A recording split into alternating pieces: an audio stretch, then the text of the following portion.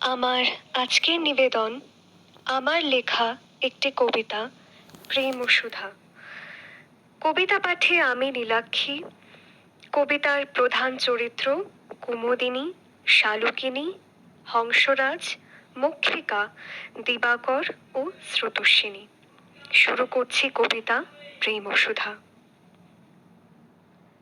একদা প্রাতঃকালে দিবাকর উদয় হলে কুমুদিনীর বড় মনে ক্লেশ।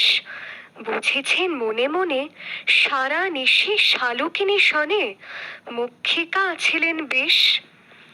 সোনার ও কমল সম হে মনলিনী, রক্তিম আভাজার সুন্দর মুখখানি। সে হেমাঙ্গিনী ঝামর কেন ভেল, হংসরাজ প্রশ্ন পুছে ব্যথিতই অন্তর। স্রোতস্বিনী কহে তবে শুনো হংসরাজ, পুরুষের কঠিন হৃদয় সঠতাই কাজ। শুনি কহে হংসরাজ এ কি কহ কথা, সমস্যার উৎপত্তি কহ না কহ অন্যথা। খণ্ডিতা কুমুদিনী তবে আঁখি মেলে চায়, বলে শুনো হংসরাজ কথা কহিব নিশ্চয়। মক্ষিকা মোর বন্ধু মোরে যে ত্যাজিয়া, চলিলেন শালুকিনী পাশ সে কুটিলা। সারা নিশি বিহরয়ে বহে মলয় সমীর, পাতায় পাতায় পড়ে নিশির শিশির। অতি ধীরে ধীরে বহে প্রবাহিনী তথা, প্রিয় সম্ভাষে মধুকর শালুকিনী যেথা।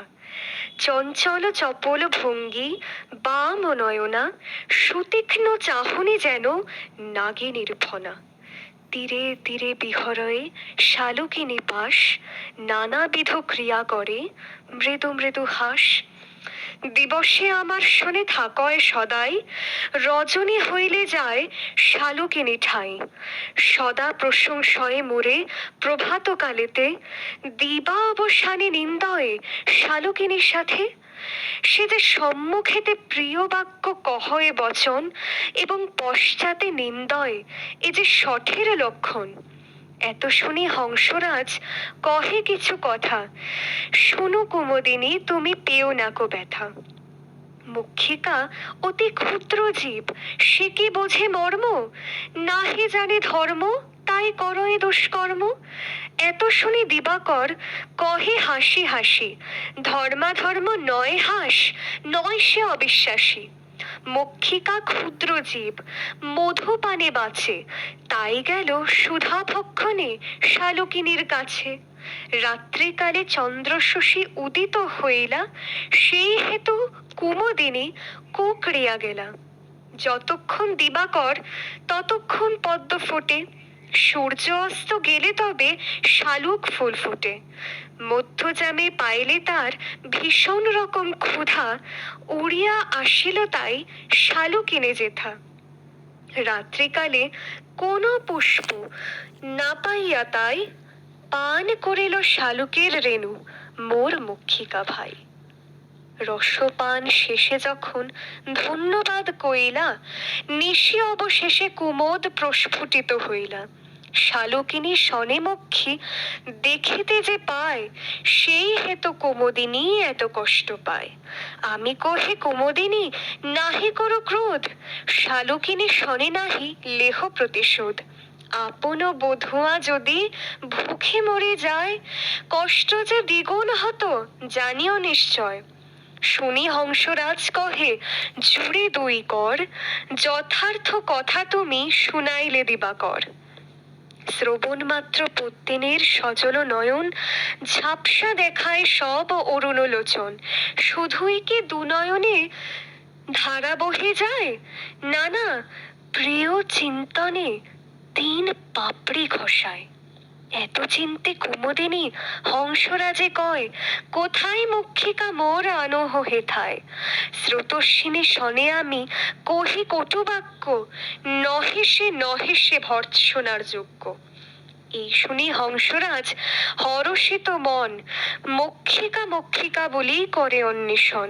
হংসরাজে দেখি মক্ষী হরষিত ভেল, তাহা হইতে প্রেয়সীর জিজ্ঞাসে কুশল।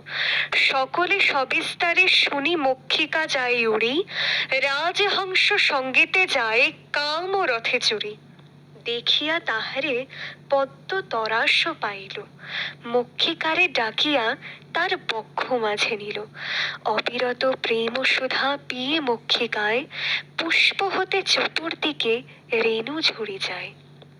গগনে গড়িয়া গীত গায় যে মক্ষিকা, কুমুদিনী হইতে চায় কেবল প্রেম ভিক্ষা। স্রোতস্বিনী উছলিয়া তরঙ্গিত হয়, রাজহংস ডানা মেলে নৃত্য করে যায়। নীল অম্বর হতে দিবাকর হাসে, বলে আসল প্রেমের এখনই হইবে প্রকাশে। ক্ষণমাত্র পরে রবি অস্তাচলে যায়, শশী দেখে কুমুদ পুনরূপী কুকড়ায়। চতুর্দিকে তমসা ঘনায় অন্ধকার, মক্ষিকা কমলে ঝাড়ি যায় পুনর্বার। কুঞ্চিত পদ্ম ফুলের কেহ নাহি কাছে, প্রেম পাশে বদ্ধ করে মক্ষিকা আবার পলায়েছে। দেখে চন্দ্রে শালকিনী হয় উন্মোচিত, দোহে দোহার পানে চায় আনন্দে গায় গীত। ধন্যবাদ।